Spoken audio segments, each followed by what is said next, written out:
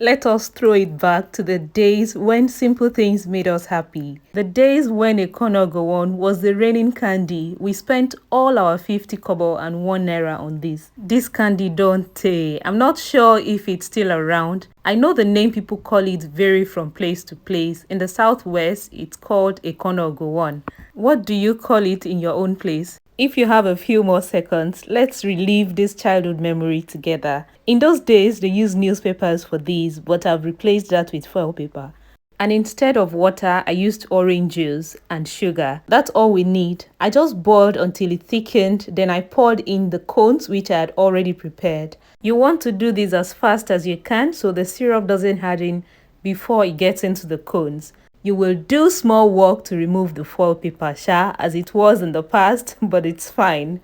And there you have it, our favorite childhood candy. Tag your friends to remind them of this. Thank you for watching. Follow for more recipes.